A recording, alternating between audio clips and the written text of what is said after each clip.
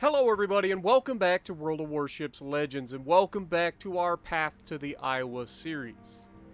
Next up on our Path to the Iowa we have the Tier 6 American battleship, the Colorado. So without further ado, let's get into the stats here, shall we? We are running William Sims, as you guys know by now I'm sure, Andrew Cunningham and Paolo de Revel as our inspirations. We are running Flammable Cannoneer, Gyrating Drill Bits, Marksmanship, Emergency Specialist, and Will to Rebuild, as well as a maxed out William Sims Commander, Legendary 4, and a Level 16 Commander. Okay, let's look at the ship's build. We are running Main Battery Mod 2, which does increase the main battery reload time a bit, but helps with the main battery traverse. You could easily swap this out for like AA guns or secondary depending on what you want to do. But for this, I actually have it set as main battery mod 2 for that extra traverse speed. Next, we are running steering gears mod 2, which is a staple for my battleships. I love to have steering gears on because I tend to get focused quite a bit, so being able to move in a battleship is handy. And then we are running target acquisition mod, because that's all we can run. It's an American battleship. Now we are fully upgraded, so there's that. We have the spotter plane in our third slot instead of a fighter or a secondary build. And we are running community contributor flag and camo on this build. Not running any boosters currently. Survivability, 61,700 hit points with a 37% torpedo damage reduction. The artillery, we have 406mm Mark V guns, which are only 45 caliber guns instead of the Iowa's 50 caliber guns. That is significant when it comes to being able to hit things. I'll tell you in a little bit. Maximum firing range is only 17.8 kilometers, but that's pretty solid. Reload time is just 30.2 seconds. If you take the main battery mod 2 off, or mod 1, I can't remember. The main battery mod that we have in the first slot, if you take that off, this gets a little bit faster, and you can get this under 30 seconds, which is nice. 180-degree turn time, though, is just 29.5 seconds, which is pretty nice. HE shell damage is 5,700 with a 36% chance to set fires. The AP shell maximum damage is 13,640. You have 8 127mm Mark 19 guns that reach out to 5 kilometers and reload every 4.5 seconds, firing HE shells that do 1,800 damage with a 9% chance to set fires. Then you have 8 127mm Mark 7s that reach out to 5 kilometers and reload in 7 seconds. The HE shells on them also 1,800, but only a 6% chance to set fires. AA defense, you have 20mm Ehrlichen or Orliken Mark IVs that you have 37 of those, 133 damage per second, and reach out to 2 kilometers. Then you have 40mm Bofors Mark 1s, you have 6 of those, 34 damage per second, and 3.5 kilometer range. Then you have 40mm Bofors Mark 2s, you have 28 of those, and they reach out to 3.5 kilometers, do 127 damage per second. And then of course you have the 127mm Mark 19s, you have 8 of those, reaching out to 4.2 kilometers and do 58 damage per second. Maneuverability, she's slow, seems to be a theme, right? Maximum speed of just 18.9 knots with this build. Turning circle is 640 meters, so once again, fantastic for a battleship. And rudder shift time of just 14.5 seconds, so not horrendous there either for a battleship. Concealment. You have 14.1 kilometer surface detection. You have an 11.8 kilometer detection by air. You have a 2 guaranteed, as always, and a 14.3 kilometer smoke firing penalty. Armor. Here's where you get into some trouble with armor, okay? So on the front, you have 25 millimeters of plating, as does most of the Tier 6 battleships. There's a few exceptions, but for the most part, and they're mostly German, for the most part, it's going to be 25 millimeters in the front, which brings us to our biggest drawback of the Colorado. Okay, so let's get rid of that, and then we show the torpedo protection on the side, and of course you get rid of that, and you've got the nice thick armor below that. But if we get rid of all of that, we can see that the Colorado is well, we forgot to get rid of this as well. Relatively well protected as far as citadels, but it is just slightly above the waterline there. Meaning you've got to be extremely careful when over-angling in this thing, and also with plunging fire at range. It is a very big area for shells to hit citadels, okay? But the biggest issue with this is that 25 millimeter bow and stern plating, okay? That 25 millimeters means you can be overmatched by 15 inches and above, all right? So anything with 15-inch guns or larger can go straight through the bow or the stern, okay? And that equals big hits at pretty much every range. And the closer you get, the more that's going to become an issue, especially at this angle right here. If you're shooting at a Colorado at roughly this angle and you put a shot right there at the beginning of the torpedo bulge, like that is Citadel territory. As you can see, the Citadel is right there. Like it extends in front of the main gun quite a ways, which is one of the weaknesses of this ship. Now the rear is not nearly as bad. It's still there, but there's a lot more room back here than there is up here. I say that, but it's wider in the back. Up here, it just seems like it's easier to be citadeled from the front than it is from the rear, at least at an angle.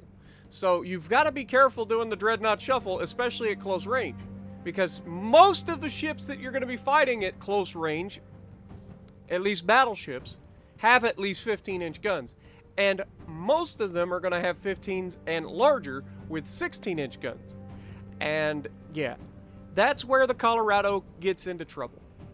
So, agile, above average ability to change direction. She's got big guns. The ship is armed with high caliber main batteries. She is slow, below average maximum movement speed. Colorado, she became the final phase in the development of conventional battleships that featured very heavy armor protection for the vitally important areas of the ship. Key differences from her predecessors were the 406mm main guns and a novel torpedo protection system.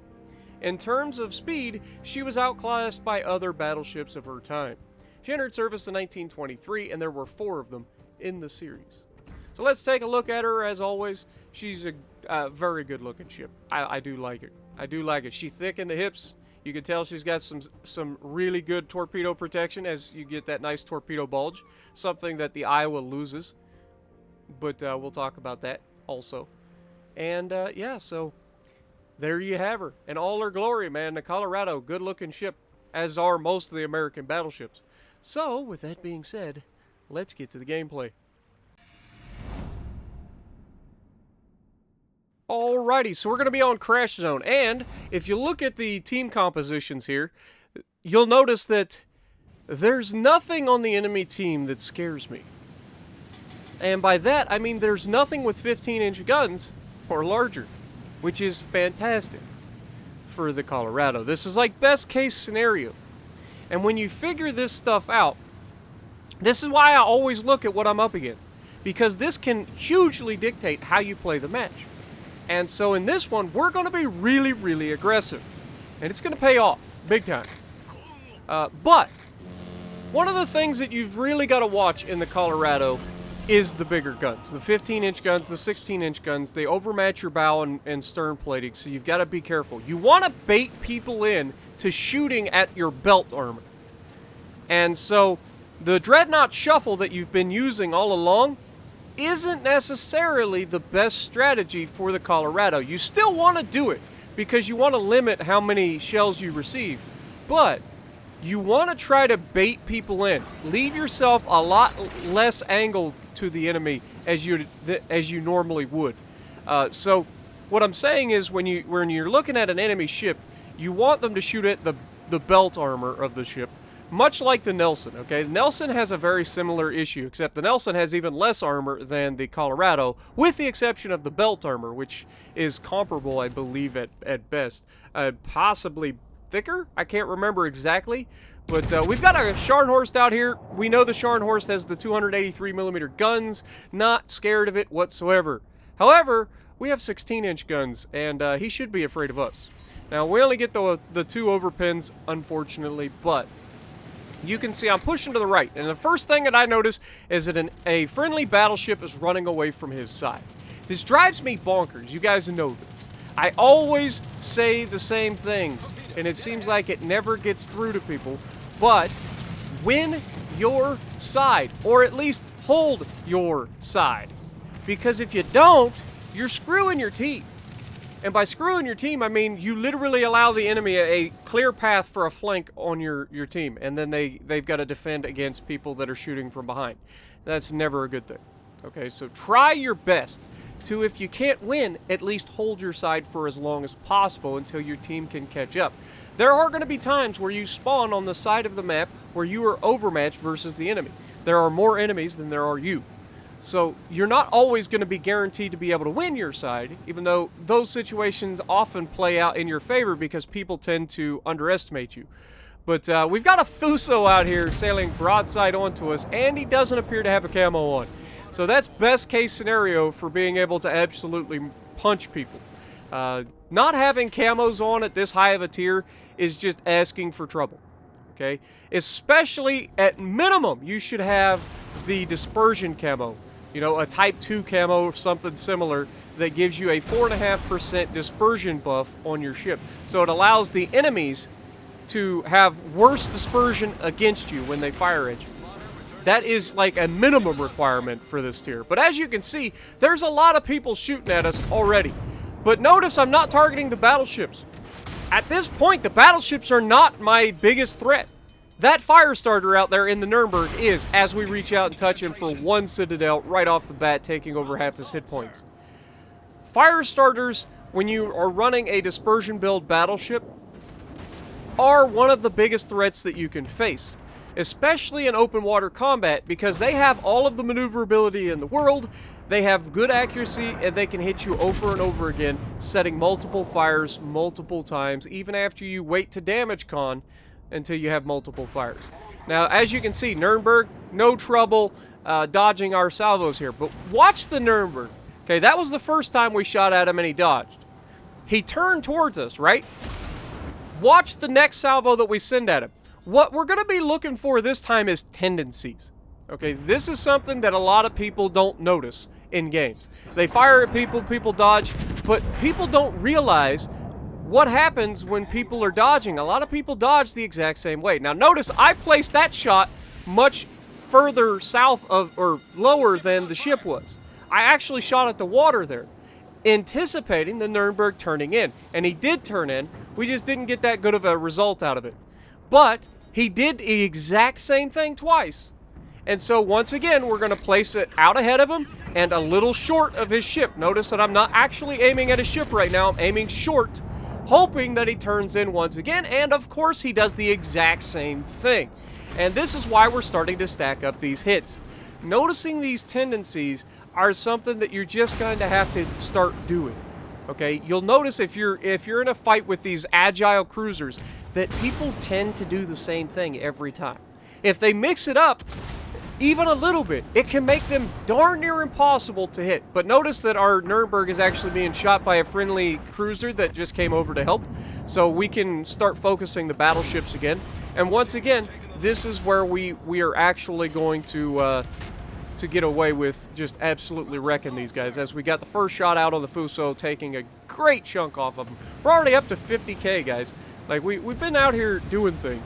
But now that we have a cruiser on our side helping us, we're going to push forward, take the fight to the enemy, and we really don't have anything to fear here. These guys don't overmatch us, so we're able to just push straight through on these guys, keeping ourselves moderately angled, trying to bait them in. Notice the angle that I am to the enemy right now. There's a California out there.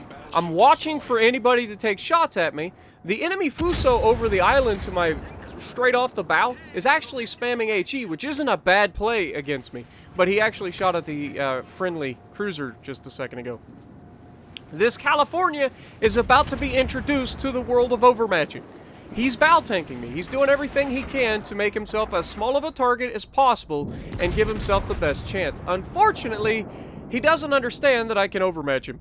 And we punched straight through the bow. Didn't get the best hit there. The dispersion was lackluster. Had shots go left and right instead of hitting right on the bow where we wanted. If we can hit straight into the bow, that's 15k damage probably right there.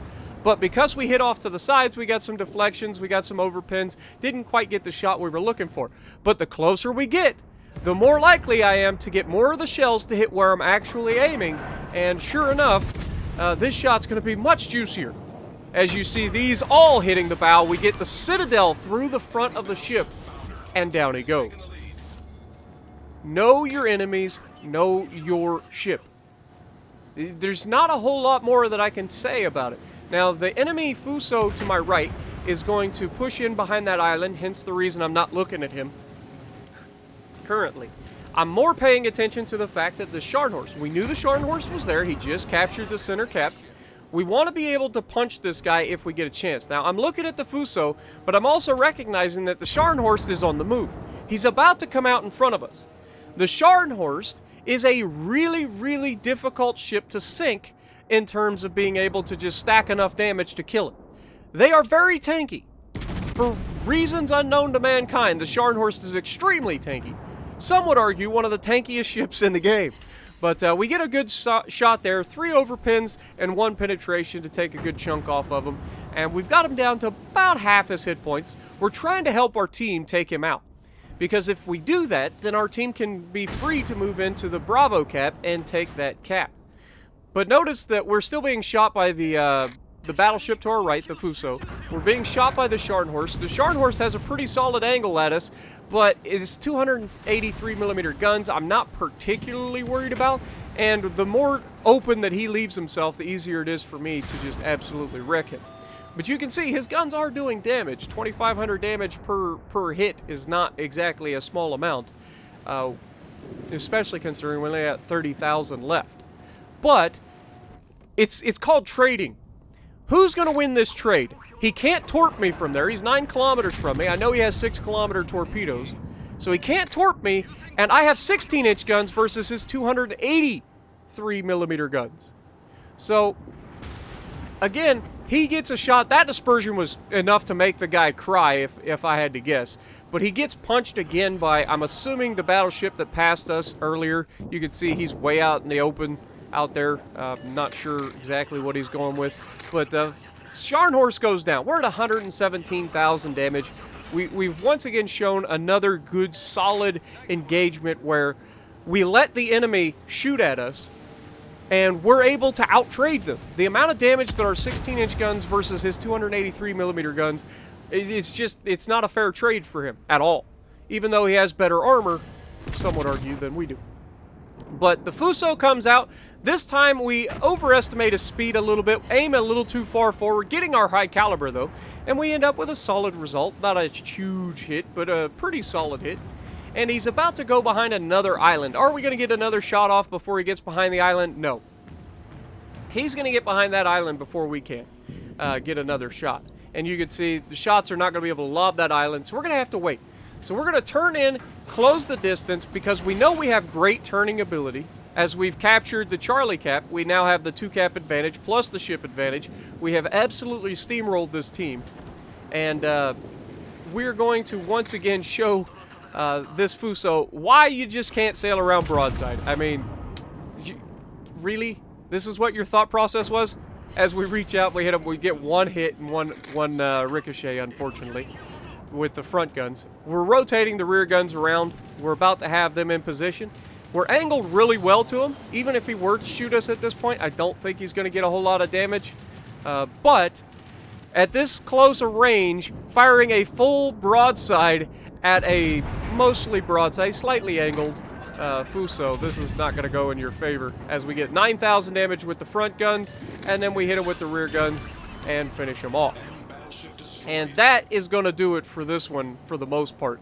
There is still a carrier out there. There's a battleship, I believe the KGV, King George V, over there at Alpha, starting to cap Alpha.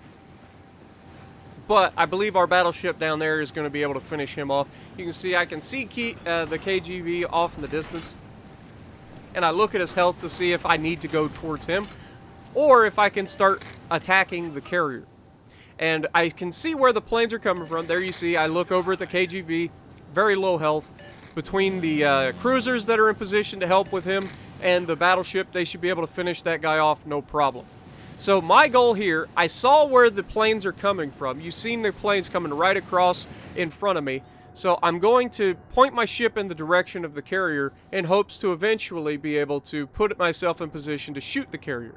I'm hoping that our carrier will help with that, or at least help detect him, as the Ryujo on our team finishes off the King George.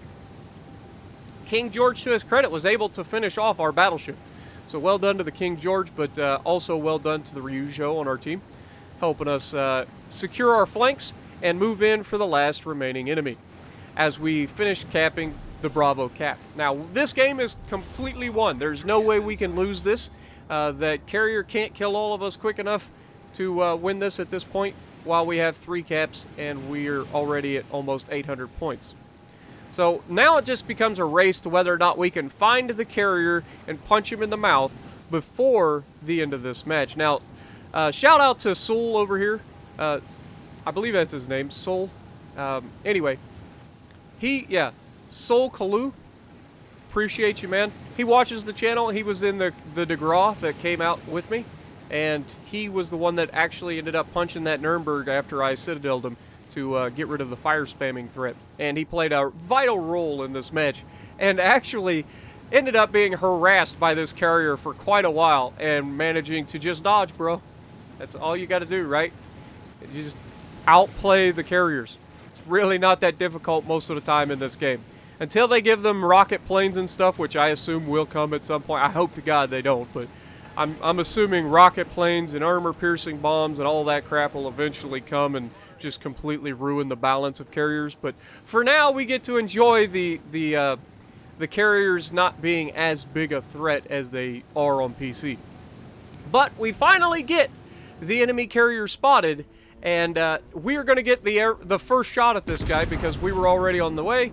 We've got shots out. Friendlies have shot him, but look at this shot.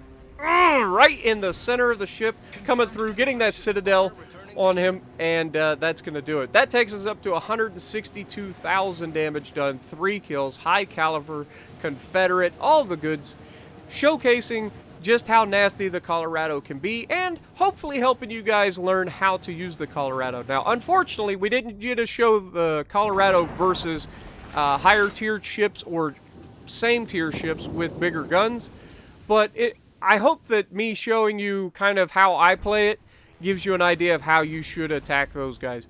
You want to try to get those higher tiered guns, the bigger guns, shooting at your belt rather than your bow. Because if they shoot at your bow, they're just going to punch right through.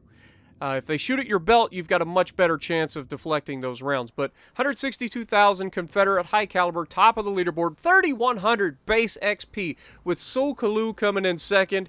Well done. So if you like what I'm doing, punch the like button, leave a comment below, subscribe to the channel if you haven't already, and as always, I will see you in the next video.